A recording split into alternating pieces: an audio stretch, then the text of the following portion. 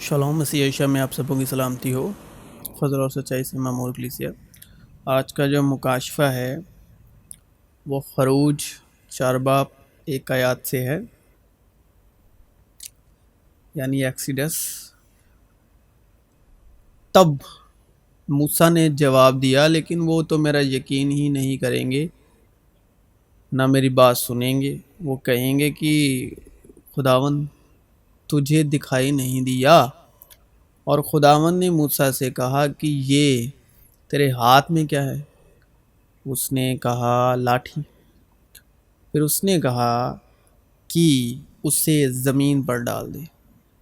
اس نے اسے زمین پر ڈالا اور وہ سانپ بن گئی، اور موسیٰ اس کے سامنے سے بھاگا۔ تب خداوند نے موسیٰ سے کہا، ہاتھ بڑھا کر اس کی دم پکڑ لے۔ اس نے ہاتھ بڑھایا اور اسے پکڑ لیا، وہ اس کے ہاتھ میں لاٹھی بن گیا۔ اب اس کلام مکاشفہ کی روح نے روح القدس کی مدد سے فضل اور سچائی کی روح میں مکاشفہ کیا ہے؟ پھر اس نے کہا کہ اسے زمین پر ڈال دے۔ اس نے اسے زمین پر ڈالا اور وہ سانپ بن گئی۔ لاٹھی زمین پر ڈالتے ہی سانپ بن گئی۔ اور کیوں بنی؟ لاٹھی کا سانپ بننے میں یہ مکاشفہ ہے کہ زمین لعنتی ہے، زمین پر موت ہے۔ اس سانپ کی وجہ سے سانپ جو ہے وہ موت کو درساتا ہے۔ زمین پر سانپ کا یعنی موت کا ڈنک ہے، یعنی موت کا ڈنک ہے گناہ۔ یعنی زمین پر کس کی بادشاہت ہے؟ موت اور گناہ کی۔ اور گناہ کا زور ہے شریعت موسیٰ کی ویوستھا۔ بس جس طرح ایک آدمی کے سبب سے گناہ دنیا میں آیا، وہ ہے آدم، اور گناہ کے سبب موت آئی، اور یوں موت سب آدمیوں میں پھیل گئی، یعنی آدم ذات میں، یعنی زمین میں، زمین پر، اس لیے کہ سب نے گناہ کیا۔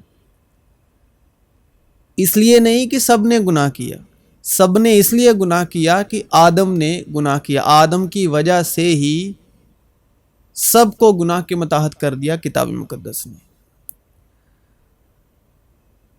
تاہم آدم سے لے کر موسیٰ تک موت نے، یعنی وہ سانپ جو لاٹھی تھی، جو سانپ ہوا زمین پر، تو وہ موت کو درساتا ہے، اور موت کا ڈنک گناہ ہے۔ تم آدم سے لے کر موسیٰ تک موت نے ان پر بھی بادشاہی کی جنہوں نے اس آدم کی نافرمانی کی طرح جو آنے والے کا مثل تھا گناہ نہ کیا تھا۔ تو سب سے پہلے یہی آدم تھا جو موت سے ڈسا گیا، جس کو گناہ کا ڈنک لگا۔ اے موت تیری فتح کہاں رہی؟ اے موت تیرا ڈنک کہاں رہا؟ موت کا ڈنک گناہ ہے، اور گناہ کا زور شریعت ہے۔ اور آدم سے اس نے کہا، چونکہ تو نے اپنی بیوی کی بات مانی، یعنی خداوند خدا نے، اور اس درخت کا پھل کھایا جس کی بابت میں نے تجھے حکم دیا تھا کہ اسے نہ کھانا، اس لیے زمین تیرے سبب سے لعنتی ہوئی، مشقت کے ساتھ تو اپنی عمر بھر اس کی پیداوار کھائے گا۔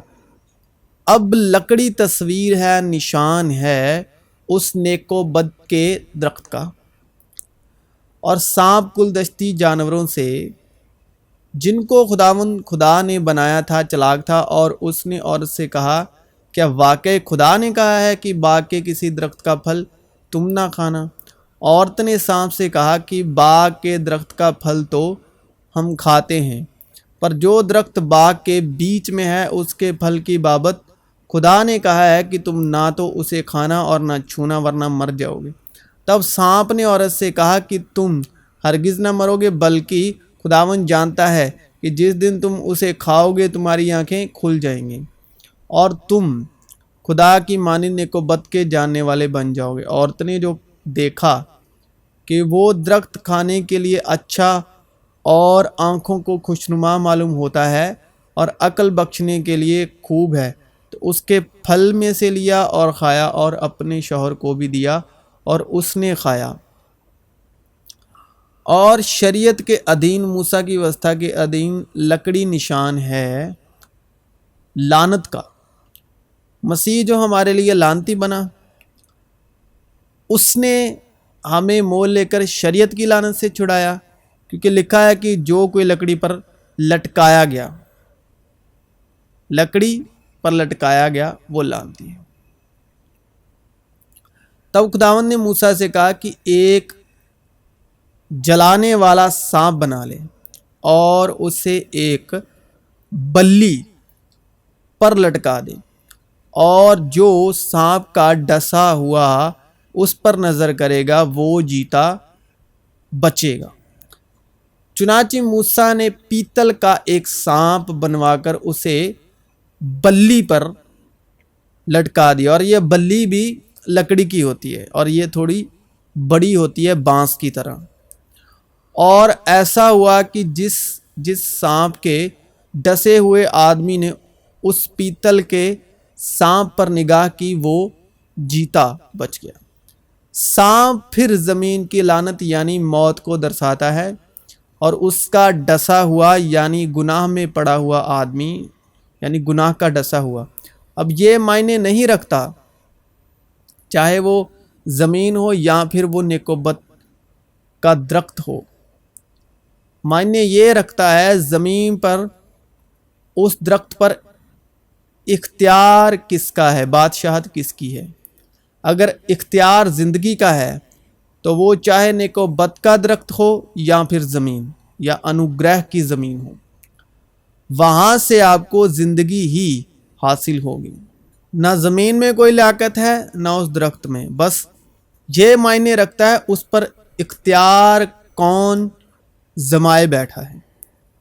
جو اختیار جمائے بیٹھا ہے اس پر کون راج کر رہا ہے، زندگی یا موت۔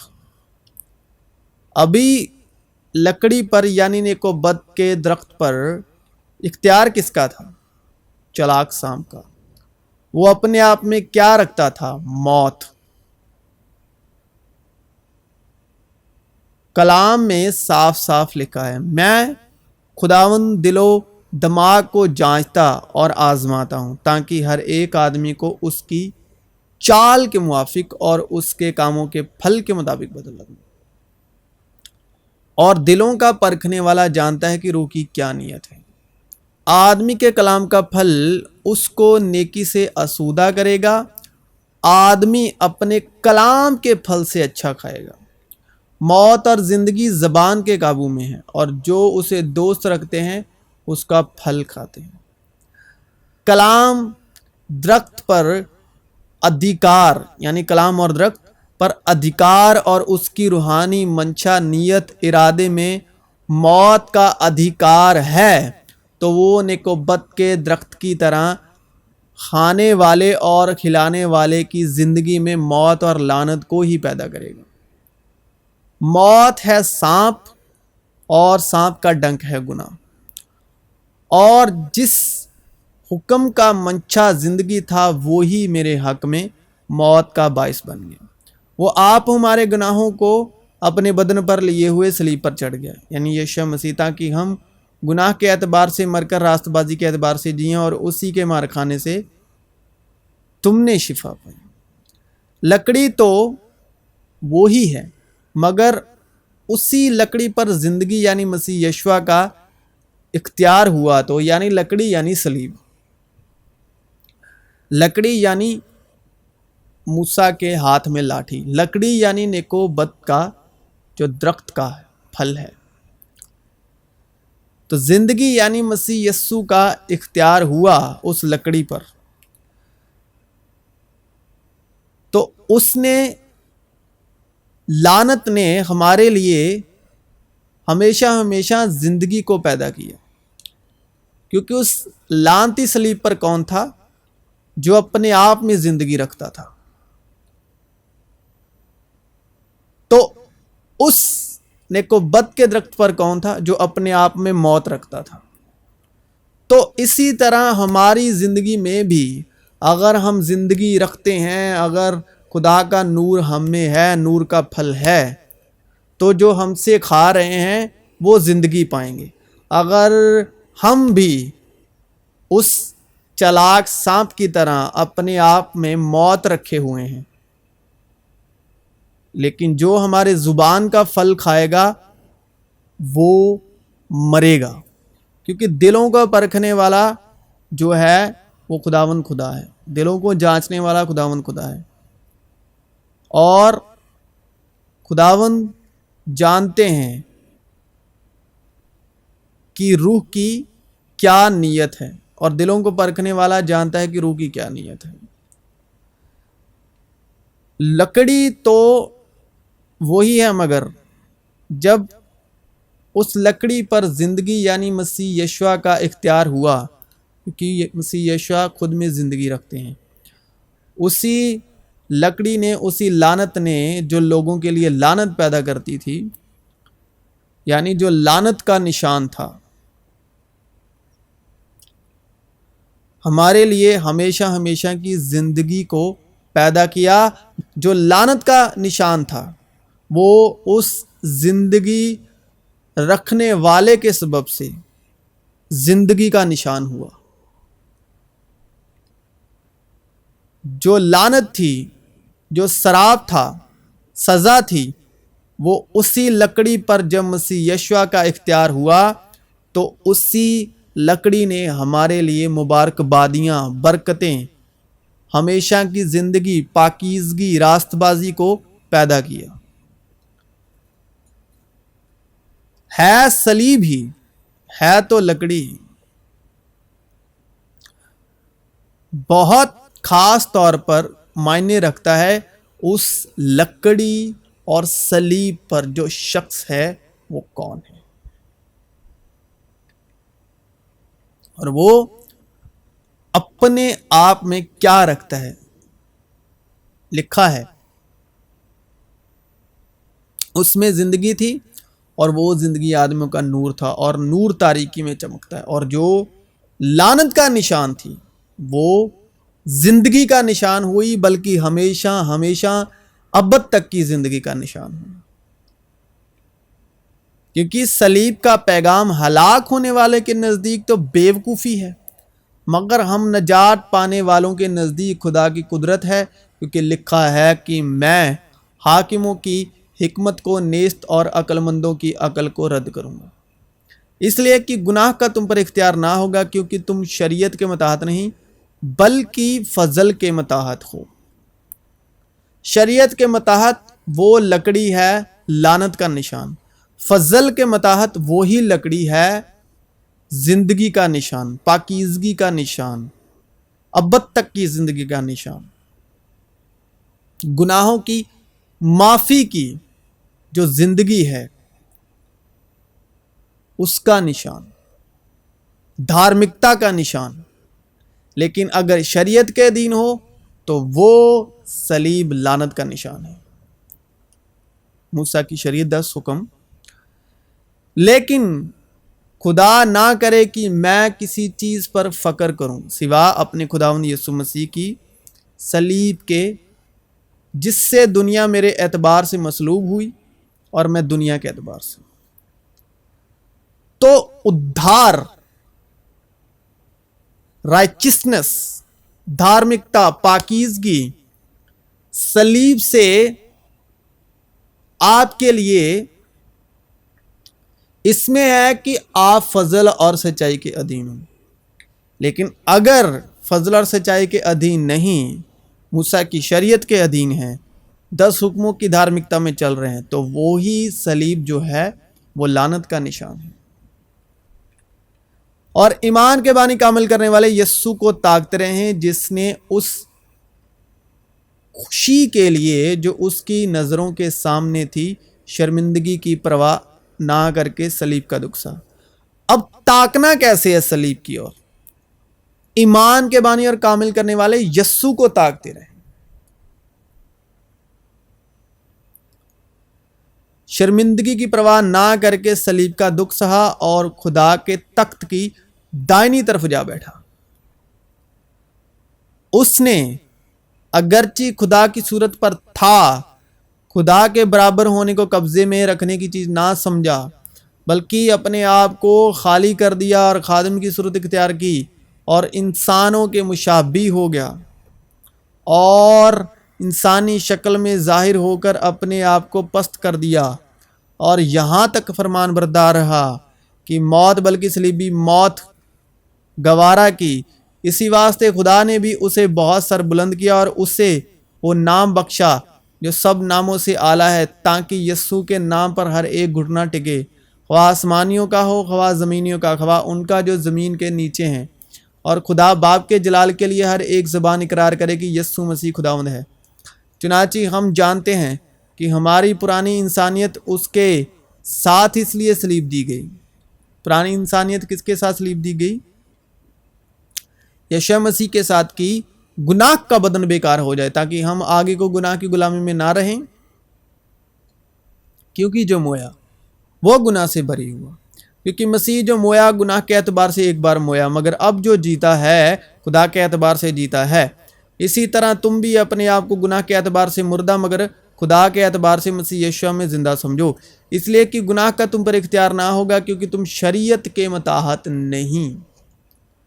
گناہ کا اختیار کہاں نہیں ہے؟ اگر شریعت کے متحد نہیں ہو. اگر شریعت کے متحد ہو تو گناہ کا اختیار آپ پر رہتا ہے، لیکن اس لیے کہ گناہ کا تم پر اختیار نہ ہوگا کیونکہ تم شریعت کے متحد نہیں بلکہ فضل کے متحد ہو. لیکن اگر جان بوجھ کر آپ موسیٰ کی ویوستھا اور جسمانی دھارمکتا میں 10 حکموں کی دھارمکتا میں چل رہے ہو تو آپ اپنے آپ کو خود لعنت کے سامنے لے کے جا رہے ہو. لیکن کلام کہتا ہے اس لیے گناہ کا اختیار نہ ہوگا کہ تم فضل کے متحد ہو نہ کہ شریعت کے. اگر شریعت کے متحد ہیں، آج بھی شریعت کے متحد 10 حکموں کی دھارمکتا میں چل رہے ہیں تو خون نہ کر، زنا نہ کر، اس 10 حکموں کو پورا کر رہے ہیں تو آپ آج بھی لعنت کے متحد ہیں. لیکن اگر فضل اور انوگرہ کے متحد ہو تو گناہ کا تم پر اختیار کبھی نہیں ہوگا، کبھی بھی نہیں. کیونکہ ہے موت تیرا ڈنک کہاں رہا؟ موت کا ڈنک ہے گناہ. تو اس لیے کہ گناہ کا تم پر اختیار نہ ہوگا کیونکہ تم شریعت کے متحد نہیں بلکہ فضل کے متحد ہو. اس لیے کہ میں اس رات ملک مصر میں سے ہو کر گزروں گا اور انسان اور حیوان کے سب پلوٹھوں کو جو ملک مصر میں ہیں ماروں گا، اور مصر کے سارے دیوتاؤں کو بھی سزا دوں گا. میں خداوند ہوں.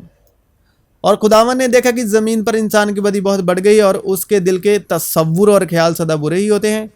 تب خداوند زمین پر انسان کے پیدا کرنے سے معلول ہوا اور دل میں غم کیا. اور خداوند نے کہا کہ میں انسان کو جسے میں نے پیدا کیا روز زمین پر سے مٹا ڈالوں گا، انسان سے لے کر حیوان اور رینگنے والے جاندار اور ہوا کے پرندوں تک، کیونکہ میں ان کے بنانے سے معلول ہوں. اور جن گھروں میں تم ہو ان پر وہ خون تمہاری طرف سے نشان ٹھہرے گا. خون نشان ٹھہرے گا اور میں اس خون کو دیکھ کر تم کو چھوڑتا جاؤں گا.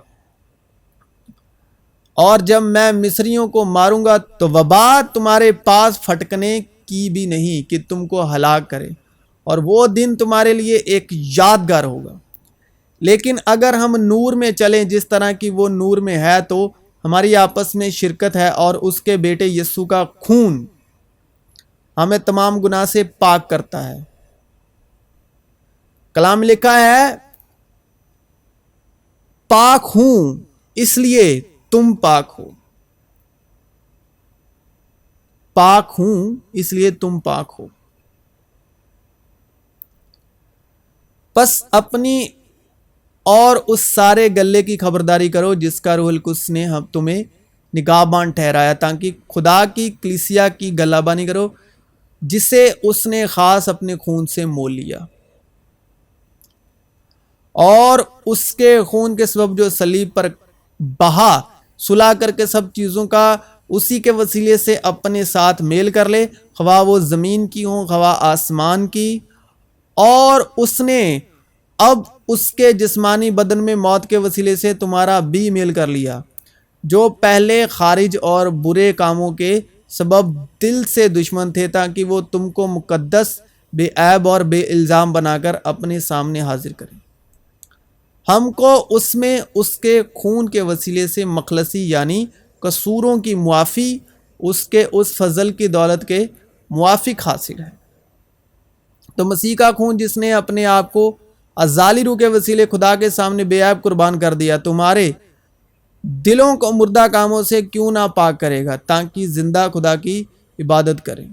اور یسوع مسیح کی طرف سے جو سچا گواہ اور مردوں میں سے جی اٹھنے والوں میں پلوٹھا اور دنیا کے بادشاہ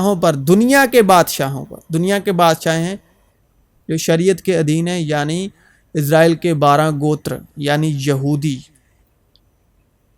اسرائیل کی نسلیں، بادشاہوں پر حاکم ہے، تمہیں فضل اور اطمینان حاصل ہوتا رہے جو ہم سے محبت رکھتا ہے، اور جس نے اپنے خون کے وسیلے سے ہم کو گناہوں سے خلاصی بخشی۔ میں نے اس سے کہا کہ اے میرے خداوند، تو ہی جانتا ہے۔ اس نے مجھ سے کہا کہ یہ وہی ہیں جو اس بڑی مصیبت میں سے نکل کر آئے ہیں، انہوں نے اپنے جامے برے کے خون سے دھو کر سفید کیے ہیں۔ جب میں نے اسے دیکھا تو اس کے پاؤں میں مردہ سا گر پڑا، اور اس نے یہ کہہ کر مجھ پر اپنا دائنا ہاتھ رکھا کہ خوف نہ کر، میں اول اور آخر اور زندہ ہوں۔ میں مر گیا تھا اور دیکھ عبدالآباد زندہ رہوں گا، اور موت اور عالم روا کی کنجیاں میرے پاس ہیں۔ مسیح یشوع میں آپ سبوں کی سلامتی۔